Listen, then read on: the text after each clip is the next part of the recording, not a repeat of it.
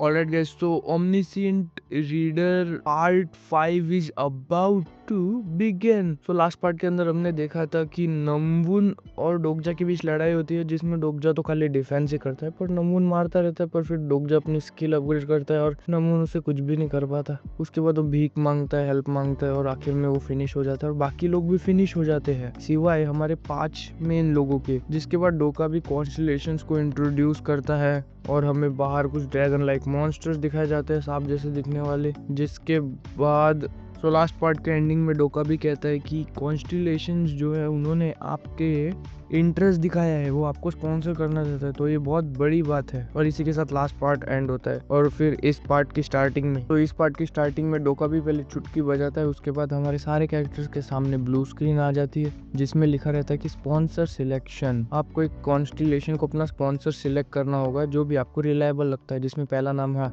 अबेसियल black flame dragon, दूसरा नाम है डेमोनिक जज ऑफ फायर, तीसरा नाम है सीक्रेटिव प्लॉटर, चौथा नाम है prisoner of the golden head bird. इस पे हमारा डोकजा बोलता है तो टोटल 4 स्पॉन्सर है। जिस पे हमारी सांगा कहती है डोकजा यहाँ पे 2 स्ट्रेंज ऑप्शन सडनली दिख रहे हैं मुझे। जिस पे हमारा एमसी कहता है हाँ मुझे उसके बारे में कुछ नहीं पता, पर इसको सिर्फ अभी के लिए एक एप्टीट्यूड टेस्ट के जैसे देखो। जिसके बाद हमारा डोकजा कहता है सांगा को टोटल 2 स्पॉन्सरशिप ऑफर की गई है, लगता है वो बहुत लकी है। जिसके बाद वो सोचता है कि वो लोग जो हमें सपोर्ट करने के लिए स्पॉन्सर कर रहे हैं वो एक कॉन्स्टेलेशंस है और हमें बहुत ही सोच समझ के स्पॉन्सर सिलेक्शन करना होगा, क्योंकि ये one of the main events है ट्वेसा के अंदर जो अभी शुरू हो चुके हैं स्पॉन्सर्स। जिसके बाद हमारा एमसी आगे बताता है कि स्पॉन्सर सिलेक्शन एक सिस्टम है जिसके अंदर हम कॉन्स्टेलेशन जो हमें देख रहे हैं डोकाबी के चैनल के थ्रू, वो लोग एक इंसान को चूज करते हैं उनके इनकारनेशन के तौर पे और उन्हें स्पॉन्सर करते हैं। जिसके बाद हमें 4 हाथ दिखाए जाते हैं डिफरेंट मॉन्स्टर्स के जिन्होंने इंटरेस्ट दिखाया हमारे एमसी के ऊपर। जिसके बाद एमसी आगे बताता है और मेरे केस के अंदर 4 कॉन्स्टेलेशंस है जो मुझे स्पॉन्सर करना चाहते हैं और मुझे अपना इनकारनेशन बनाना चाहते हैं, और कॉन्स्टेलेशन कभी भी अपना असली नाम नहीं बताएंगे। जिसके बाद हमारा एमसी आगे बोलता है कि अगर ये बात को ध्यान में रखेगी तो ऐसा के प्रोटैगनिस्ट को स्टार्टिंग में 5 ऑप्शन मिलता है, 4 ऑप्शन भी बुरे नहीं होते मेरे लिए। जिसके बाद वो आगे सोचता है कि अगर मैं हिंट्स, इनके निकनेम के हिंट्स को यूज़ करूँ जैसे अब्यासल, डीमन एंड गार्डन, तो मैं डेड्यूट कर सकता हूँ, उनके आइडेंटिटीज के बारे में अंदाज़ा लगा सकता हूँ। हाँ पर ये मेरे लिए तो काफ़ी आसान हुआ क्योंकि मैं ट्वेसा का एक रीडर हूँ। हाँ तो चलो देखते हैं आखिर क्या ऑप्शन है मेरे पास। जिसमें पहला ऑप्शन रहता है द अबेसल ब्लैक फ्लेम ड्रैगन, जिसमें हमें एक ड्रैगन दिखाया जाता है जिससे ब्लैक फ्लेम निकल जाती है। फिर हमारा एमसी इसके बारे में बताता है कि ये एक पावरफुल बीइंग है जो कॉन्स्टेलेशन ग्रुप ब्लैक क्लाउड को लीड करता है, और जितना मुझे याद है इसका असली नाम बहुत ज़्यादा ही बड़ा था।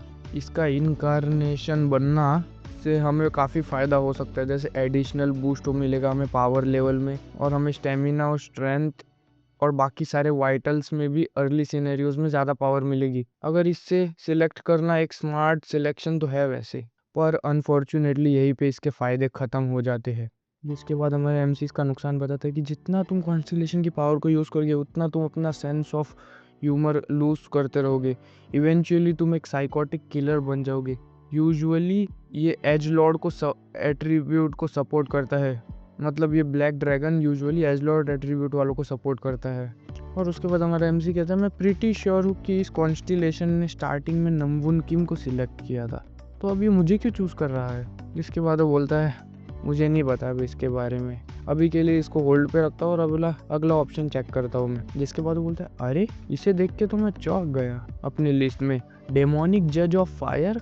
अगर मैं इसके नाम के हिसाब से इसे जज करूँ तो ये वो है, अगर कोई पहली बार इसे पढ़ेगा तो उसे लगेगा कि ये कोई डेमोनिक कॉन्स्टेलेशन है, पर आयरॉनिकली डेमोनिक का मतलब होता है कि कॉन्स्टेलेशन एक डीमन नहीं है। द वर्ड फायर और जज ये बताते हैं कि ये जजमेंट करता है फायर और फायर से, इसका मतलब वो एक आर्चेंगल यूरियल है। जिसके बाद हमें एक एंजल जैसी चीज़ बताई जाती है जिसका नाम आर्चेंगल यूरियल है शायद। जिसके बाद हमारा एमसी आगे बोलता है कि जितना मुझे याद है किसी ने तो भी इसे चुना तो था स्पॉन्सर के तौर पे नॉवल के अंदर। जिसके बाद आगे हमारा एमसी बोलता है यूरियल एक बैड चॉइस नहीं है, पर मुझे आगे के ऑप्शंस को भी एक बार चेकआउट कर लेना चाहिए। इसके बाद बोलता है constellation of absolute good are powerful, पर वो काफ़ी स्ट्रिक्ट रेस्ट्रिक्शंस भी आते हैं उनके स्पॉन्सर के साथ, मतलब वो काफ़ी यूजफुल रहते हैं पर उसके साथ काफ़ी स्ट्रिक्ट रेस्ट्रिक्शंस भी आते हैं। और मेरा तीसरा ऑप्शन है सीक्रेटिव प्लॉटर, जिसके बाद एमसी उसको देखता रहता है और बोलता है जितना मैंने ट्वेसा के अंदर पढ़ा था मैंने इस ऑप्शन के बारे में आज से पहले कभी नहीं देखा, शायद मैं थोड़ा और ध्यान से पढ़ता तो मैं इसे फिगर आउट कर लेता। ये वही कॉन्स्टिलेशन है जिसको इन्होंने अभी मेंशन किया था, मैं सर्टेन हूँ ये कोई पावरफुल बीइंग नहीं है। चलो आगे देखते हैं, पर इसका नाम काफ़ी अजीब लग रहा है मुझे वैसे। जिसके बाद हमारा एमसी लास्ट ऑप्शन की तरफ देखता है और बोलता है ये लास्ट वन जो है, मैं बिलीव नहीं कर सकता कि इस कॉन्स्टिलेशन ने मुझे ऑफर दे दिया है already, prisoner of golden headband. Prisoner constellation भले ही आपको सुनने में बहुत बुरा लग रहा होगा पहले, पर आपको इस बात पे ध्यान देना चाहिए इसके प्रॉपर नाउन पे। गोल्डन हेडबैंड स्मॉलेस्ट प्रिजन होता है पूरी दुनिया का। गोल्डन हेडबैंड इस दुनिया का सबसे छोटा प्रिजन है। The owner of mount UCO, जो उस हेडबैंड के पेन के साथ अपनी पूरी जिंदगी निकाल रहा है। The handsome monkey king with golden glaze and fiery eyes, मतलब गोल्डन ग्लेज और फरी आइस के साथ ये है एक मंकी किंग, जिसके बाद उसका नाम लिख के आता है the great sage heaven's equal Sun Wukong. तो ये एक वुकोंग है उसका चौथा ऑप्शन। जिसके बाद हमारा एमसी बोलता है कि जितना मुझे याद है नॉवल के अंदर एक कैरेक्टर को इसने भी स्पॉन्सर किया था और उसको पावर मिली थी कि वो हंड्रेड्स ऑफ इनकार्नेशन को क्रश कर सकता है सिर्फ अपने स्टाफ के सिंगल ब्लो से, और उसने थाउजेंड्स ऑफ मॉन्स्टर को ख़त्म कर दिया था सिर्फ अपने सिंगल लाइटनिंग बोल्ट से। मुझे अभी भी याद है पैसेज में लिखा था बहुत क्लियरली, क्योंकि इसको ऑथर ने बहुत बड़ा चढ़ा के और बहुत स्ट्रांगली लिखा था, इसलिए मुझे याद है ये।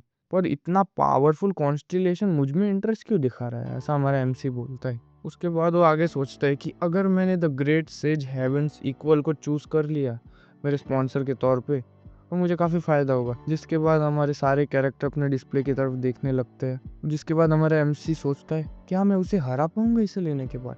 जिसके बाद ब्लू स्क्रीन में लिख के आता है कि स्पॉन्सर सिलेक्शन खत्म हो चुका है अभी। जिसके बाद डोका भी आके बोलता है ओके एवरीवन, क्या तुम सबका हो गया? हाँ वाओ, किसी एक बंदे ने काफ़ी इंटरेस्टिंग चॉइस चूज़ की है वैसे। हाँ वैसे भी तुम लोग को और बहुत सारी अपॉर्चुनिटीज़ मिलेगी चूज़ करने के लिए।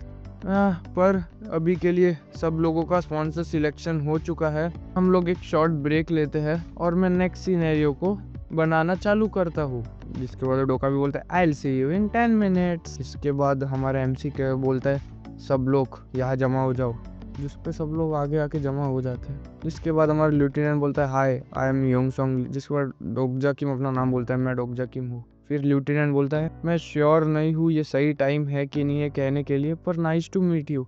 जैसा मैंने कहा कि मैं एक आर्मी में हूँ, या फिर मैं कहूँ कि मैं आर्मी में अब भी हूँ। जिसके बाद हमारा डोकजा किंग कहता है हाँ मैं अज्यूम कर ही रहा था कि मैं तुम्हारे टच में आऊँ तुम्हारे यूनिट के। जिसके बाद हमारे एमसी बोलता है मुझे लग ही रहा था कि तुम तुम्हारे यूनिट से कनेक्ट नहीं कर पा रहे होगे। जिसके बाद लेफ्टिनेंट बोलता है अरे हाँ। फिर हमारा एमसी बोलता है हैंडशेक करते हुए इसकी स्ट्रॉन्ग ग्रिप से मैं बिल्कुल भी सरप्राइज नहीं हूँ कि इसको टैंकर का नाम मिला था अर्ली स्टेजेस के अंदर ट्वेसा में।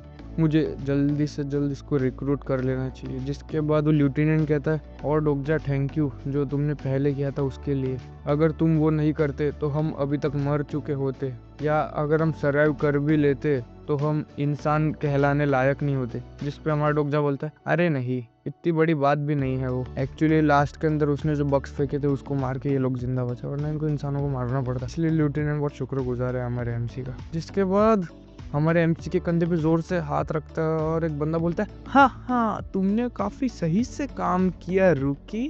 डोकजा तुम जानते हो ना मैं कौन हूँ? जिसके बाद हमारा एमसी कहता है हाँ मिंगयोंग हान। जिसके बाद हमारा मिस्टर हान बोलता है एक्सक्यूज मी, तुम मुझे मिस्टर हान नहीं बुला रहे? जिसके बाद हमारा एमसी बोलता है हम इस वक्त काम पे नहीं है इस वक्त। जिसके बाद मिस्टर हान कहता है तुम छोटे चूहे, क्या तुम्हें वापस नौकरी पे आने का कोई प्लान नहीं है? और या तुमने इतने बैड मैनर्स आखिर कहाँ से सीखे? बहुत अकड़ के कहता है वो। और आगे बोलता है ऑनेस्टली कहूँ तो तुमने जो पहले वो लिटिल स्टंट किया था वो पिंजरे में से कीड़े फेंकने का, वो मुझे बिल्कुल पसंद नहीं आया है। तुम्हें मुझे पहले पूछना चाहिए था।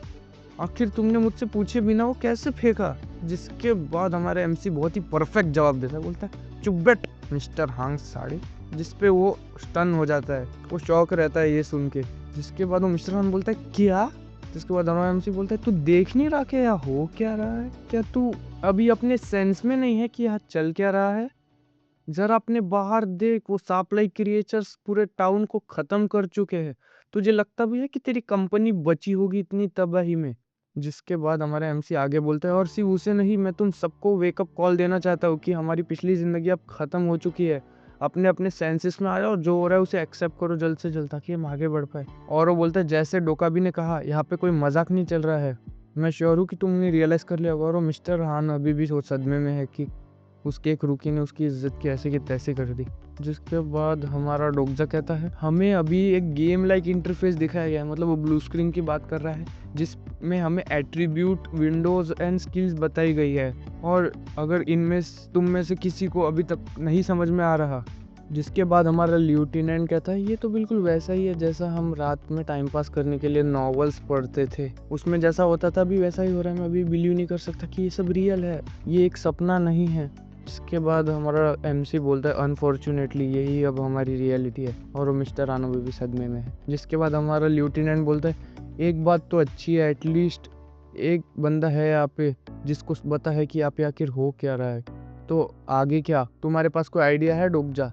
जिसके बाद ब्लू स्क्रीन में लिख के आता है कि यूंग सियोंग ली आप पे ट्रस्ट करने लगा है और उसका आपके इंटरेस्ट बढ़ चुका है। जिसके बाद डोगजा बोलता है हमें पहले यहाँ से निकलना होगा।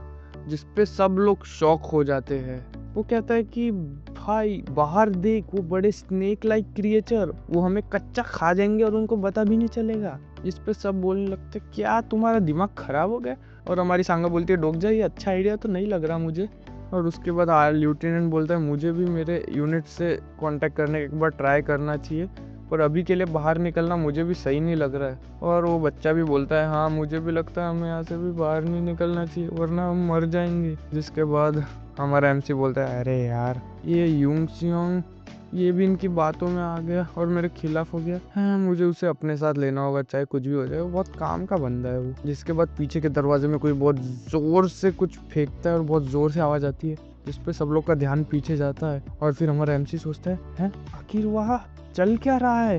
क्या नेक्स्ट सिनेरियो ऑलरेडी चालू हो गया है? नहीं, डोका भी अभी तक नहीं आया है। इसका मतलब वो इंसान जो डोर के अदर साइड है वो सोल सर्वाइवल है, कैबिन नंबर 3707 का। जिसके बाद हमें उस दरवाजे पे लात मारते हुए एक बंदा दिखाया जाता है जिसका अभी तक मुंह नहीं बताया गया। मतलब ये बंदा कोई पक्का खतरनाक वाला बंदा है। इट वॉज क्वाइट ऑब्वियस कि ये बंदा कौन होगा, ऐसा हमारा एमसी बोलता है। जिसके बाद सब उस दरवाजे की तरफ देखने लगते हैं और हमारा एमसी बोलता है कि वो आ रहा है कैबिन नंबर 3707 का true protagonist of the story. जिसके बाद वो बोलता है निकलो भाई निकलो यहाँ से निकलो, अलग देंगे नहीं तो। जिसके बाद लेफ्टिनेंट बोलता है क्या, पर हम निकलेंगे कैसे? फिर एमसी बोलता है अभी नहीं निकले ना तो लग जाएंगे बराबर के। जिसके बाद वो बोलता है अगर हम अभी के अभी नहीं निकले तो पहला अगले सिनेरियो में जाने से पहले ही हम सब खत्म हो जाएंगे, हमारा एमसी कहता है। जिसके बाद लेफ्टिनेंट कहता है डोगजा मैं बिलीव नहीं कर सकता तुम अभी क्या कह रहे हो, पर। जिसके बाद लेफ्टिनेंट बोलता है डोगजा हम अभी तक श्योर नहीं है कि जो पीछे की तरफ से दरवाजे पे लात मार रहा है वो हमारा एनिमी है, हो सकता है वो हमारा दोस्त हो। जिसके बाद डोगजा बोलता है वो इकलौता सर्वाइवर है जिसने कैबिन के सब बंदों को मार के जिंदा बचा है। क्या तुम्हें अभी भी लगता है कि वो हमसे मिलने के लिए आ रहा होगा यहाँ पे? जिसके बाद हमारा लेफ्टिनेंट कहता है ए सब दरवाजा ढूंढो, टाइम पास क्या कर रहे हो इधर? जिसके बाद सांगा वांगा सब लोग दरवाजा ढूंढने लगते हैं और उनको जितने भी मिलते हैं सब टूटे हुए रहते हैं। सांगा बोलते हैं ये दरवाजा तो टूटा हुआ है। मिस्टर हान बोलता है अरे यार ये भी टूटा हुआ है। जिसमें हमारा एमसी भी जिस दरवाजे को देखता है वो भी टूटा हुआ ही रहता है, मतलब वो खुल नहीं रहे रहते। जिसके बाद वो बोलते हैं यहाँ पे इनविंसिबल फोर्स फील्ड डिसअपियर हो गई है, मतलब वही फील्ड जो इनको बाहर जाने से रोक रही थी। तो हमें जल्द से जल्द एक वर्किंग डोर ढूंढ के यहाँ से निकलना होगा। जिसके बाद हमारा एमसी बोलता है 8 दरवाजों में से हमने अभी तक 3 दरवाजों को चेक नहीं किया है। जिसके बाद वो एमसी बोलता है डैम इट, यहाँ पे एक और दरवाज़ा होना चाहिए जो काम करे। जिसके बाद वो दरवाजे पे एक और लात या भूसा पड़ता है और वो दरवाज़ा ऑलमोस्ट टूटने वाला है जहाँ से 3707 से वो बंदा आ रहा है। जिसपे सब लोगों का ध्यान उस पर जाता है और सब लोग थोड़े घबरा जाते हैं। हमारा एमसी भी घबरा जाता है कि जल्दी से ऐसे निकलना पड़ेगा भाई। उसके बाद सांगा बोलती है रुक जा, इधर आओ, ये दरवाजा शायद काम कर रहा है। जिसके बाद हम देखते हैं दरवाजा थोड़ा खुला हुआ है। उसके बाद वो लेफ्टिनेंट खोलता है, ओके मैं इसे खोलता हूँ, पर वो खुलता नहीं है, वो स्टक हो जाता है और वो बोलते हैं ये भी टूटा हुआ है। पर हमारा एमसी बोलता है पर ये इकलौता दरवाजा है जिसमें हमें पास एक चांस है कि ये खुल जाए। जिसके बाद हमारा एमसी ब्लू स्क्रीन में चेक करता है कि उसके पास सिर्फ 4700 पॉइंट्स है और वो बोलता है मैं इन कॉइन्स को रेकलेसली इधर उधर यूज़ नहीं कर सकता स्ट्रेंथ वगैरह में। मुझे नहीं पता आगे जाके क्या होने वाला है, हो सकता है कि ये मेरे काम आए और इनको अभी खर्च करना काफ़ी डेंजरस हो। जिसके बाद वो लेफ्टिनेंट को बोलता है कि अपनी स्किल यूज़ करो। जिस पे लेफ्टिनेंट बोलता है क्या। इसके बाद वो दिखाता है कि personal skill character profile activate हो जाती है लेफ्टिनेंट की। जिसके बाद लेफ्टिनेंट अपनी ब्लू स्क्रीन में देखता है तो उस पर इंफॉर्मेशन दी रहती है कि यूसियोंग ली supporting constellation personal attribute soldier जो ब्लाइंड आई को इंजस्टिस देता है। जिसके बाद उसकी स्किल्स दिखाई जाती है पर्सनल, जो रहती है bayonet level 2, camouflage level 2, patience level 2, stamina level 8, strength level 8, ability level 8, mana level 5। उसके बाद ग्रेट माउंटेन पुश लेवल 1। ये सब इंफॉर्मेशन दी रहती है ब्लू स्क्रीन के अंदर। जिस पे हमारा एमसी बोलता है थैंकफुली सपोर्टिंग कॉन्स्टिलेशन एट्रीब्यूट और तुम्हारा एट्रीब्यूट सेम है जो नॉवल में था, मतलब जो उसने नॉवल में पढ़ा था लेफ्टिनेंट को वही एट्रीब्यूट मिला है यहाँ पे भी। इसके बाद वो बोलता है कि तुम्हें शायद तक अपनी स्किल ओपन करनी चाहिए एट्रीब्यूट विंडो से पहले और उन्हें चेक करना चाहिए था एक बार। तुम आर्मी में हो तो तुम्हारी स्किल भी उसी हिसाब से होगी शायद। जिसके बाद वो लेफ्टिनेंट कहता है हाँ पर मुझे पता नहीं कि इन स्किल्स को एग्जैक्टली यूज कैसे करते हैं। फिर डोकजा बोलता है ऐसा इमेजिन करो जैसे तुम अभी वो चीज़ कर रहे हो, बस इमेजिन करो कि तुम वो चीज़ यूज़ कर रहे हो। उसके बाद लेफ्टिनेंट बोलता है क्या बस इतना ही करना होता है। जिसके बाद वो लेफ्टिनेंट पूरी जान लगाता है बोलता है और वो अपनी पूरी ताकत लगा के वो दरवाज़ा खोल देता है। जिस पे सब लोग चौंक जाते हैं और लेफ्टिनेंट बोलता है हैप्पी हैप्पी हैप्पी, बोलता है ये काम कर गया, ये सही में काम कर गया। इसके बाद ब्रूस ली में लिख के आता है कि आपका ट्रस्ट बढ़ चुका है, अंडरस्टैंडिंग बढ़ चुकी है यूंगसोंग ली के लिए। जिसके बाद हमारा एमसी बोलता है इसमें तो काफ़ी ज़्यादा स्टेमिना है और ग्रेट माउंटेन पुश की वजह से हमें दरवाज़ा भी खोल पाए। ये बंदा तो काफ़ी सिंपल माइंडेड है वैसे, मतलब ज़्यादा चालाक नहीं है। जिसके बाद स्टील डोर खुल जाता है और हमारा एमसी बोलता है कि जो स्टील डोर कनेक्ट है कैबिन नंबर 3707 से वो कभी भी टूट सकता है, तो हमें जल्दी से यहाँ से भागना होगा। वो लोग सबवे से बाहर निकल के भागने लगते हैं और एमसी बोलता है भागो सबके सब जितना हो सके उतनी स्पीड में। जिस पे हमारा लेफ्टिनेंट वो बच्चे को लेके भागता है। इसके बाद हमारा एमसी बोलता है बट जितना मैं जानता हूँ स्टील का दरवाज़ा हमारी रियल प्रॉब्लम नहीं थी। जिसके बाद वो डोका भी बोलता है अरे यार मुझे लगा ही था ऐसा होगा। और उसके बाद हमें वो डोका भी दिखाता है हवा में और वो बोलता है अरे तुम लोग इधर क्यों आ गए, अभी तक मैंने तैयारी खत्म नहीं की है, तुम्हें वही रहना चाहिए था। अरे यार नेक्स्ट सिनेरियो तो अभी तक तैयारी चालू भी नहीं की है मैंने। जिसके बाद वो मिस्टर आन बोलता है मुझे लगा ही था, हमें उधर ही रुकना चाहिए था, अंदर हम बाहर क्यों आए। इस पे सब लोग डोकाबी को देखने लगता है और वो बोलता है हाँ छोड़ो, वैसे भी मेरे पास अभी कोई चॉइस नहीं है, तुम लोग काफ़ी लकी ह्यूमन बीइंग हो। जिसके बाद सेकंड सिनेरियो स्टार्ट हो जाता है जिसमें सबके सामने ब्लू स्क्रीन लिख के आती है और टास्क रहता है सब सिनेरियो एस्केप कैटेगरी सब डिफिकल्टी ई क्लियर कंडीशन की ब्रिज कोलैप्स होने वाला है, उससे पहले ओकुसु स्टेशन पे पहुंचो, टाइम लिमिट है 20 मिनट्स, रिवॉर्ड है 200 कॉइन, पेनल्टी ऑफ फेलियर हमें बताया नहीं गया यहाँ पे। जिसके बाद डोकजा बोलता है मैं जानता था यही होगा। जिसके बाद सांगा बोलती है डोकजा यहाँ पे कुछ सही नहीं लग रहा मुझे, क्या ये ब्रिज कोलैप्स होने वाला है, पर ये ब्रिज तो अभी तक ठीक है।